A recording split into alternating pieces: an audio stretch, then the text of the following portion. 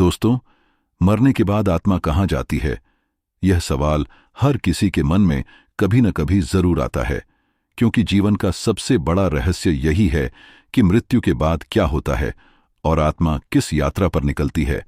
हम सब जानते हैं कि शरीर नश्वर है, एक दिन हर किसी को इस संसार को छोड़ना ही पड़ता है, लेकिन आत्मा अमर है। इसे न कोई मार सकता है, न कोई जला सकता है, न कोई गीला कर सकता है और न कोई सुखा सकता है। भगवद गीता में भगवान श्री कृष्ण ने कहा है कि आत्मा अजन्मा, अविनाशी और शाश्वत है। जब कोई इंसान मरता है तब उसका भौतिक शरीर पंच तत्व में विलीन हो जाता है, पर आत्मा अपने कर्मों के अनुसार एक नई यात्रा शुरू करती है।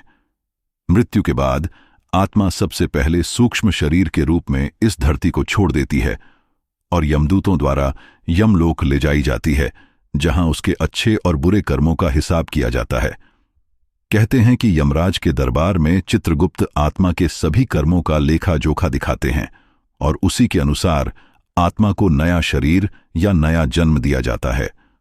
अगर आत्मा ने अच्छे कर्म किए होते हैं तो उसे अच्छे लोकों में या स्वर्ग में स्थान मिलता है, और अगर उसने बुरे कर्म किए होते हैं तो उसे नरक में ले जाया जाता है, जहां उसे अपने कर्मों का फल भुगतना पड़ता है। यह प्रक्रिया केवल हिंदू धर्म में ही नहीं, बल्कि लगभग सभी धर्मों में किसी न किसी रूप में बताई गई है। बौद्ध धर्म में इसे पुनर्जन्म कहा जाता है और माना जाता है कि आत्मा अपने कर्मों के अनुसार बार बार जन्म लेती है, जब तक कि मोक्ष प्राप्त न हो जाए।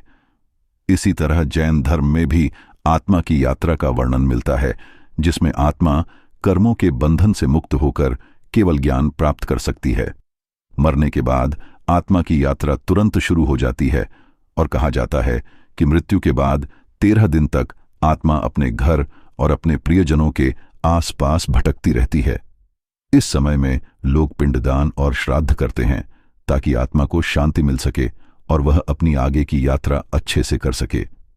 कई बार आपने सुना होगा कि किसी के मरने के बाद उसकी आत्मा घर में दिखाई देती है या कोई अजीब घटनाएं होती हैं। दरअसल ऐसा माना जाता है कि आत्मा अगर अपने जीवन में कोई अपूर्ण इच्छा लेकर मरती है तो वह भटकती रहती है, और जब तक उस इच्छा की पूर्ति नहीं होती वह मुक्त नहीं हो पाती। जब आत्मा मुक्त नहीं हो पाती तो उसे प्रेतयोनि में जाना पड़ता है और वह धरती पर ही अटकी रहती है।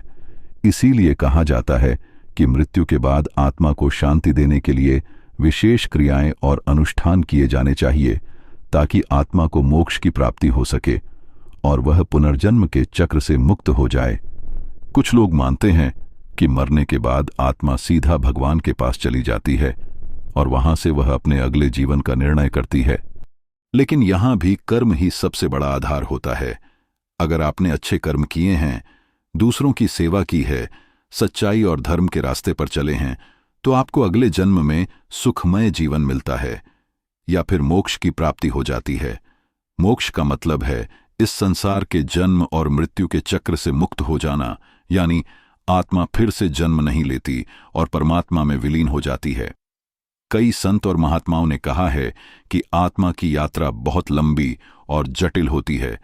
आत्मा जब तक अज्ञान में रहती है तब तक वह बार बार जन्म लेती रहती है। जब आत्मा को अपने असली स्वरूप का ज्ञान हो जाता है तब वह समझ जाती है कि वह शरीर नहीं बल्कि परम चेतना है। उस समय आत्मा संसार के बंधनों से मुक्त हो जाती है और परम शांति को प्राप्त कर लेती है। मरने के बाद आत्मा सूक्ष्म लोकों में जाती है, जिन्हें भूतल, पितृलोक, यमलोक, देवलोक आदि नामों से जाना जाता है। आत्मा अपने कर्मों के अनुसार अलग अलग लोकों में वास करती है और वहां अपने कर्मों का फल भोगती है।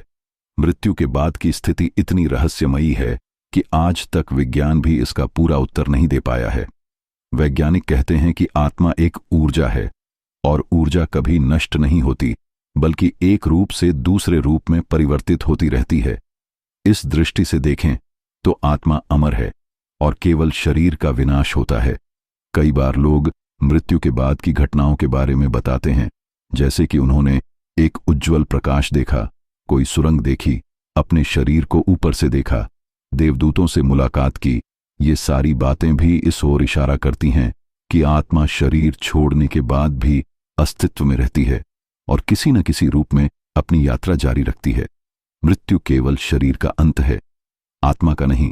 आत्मा का सफर अनंत है और इसका अंतिम लक्ष्य है परमात्मा में विलीन होना, यानी मोक्ष प्राप्त करना।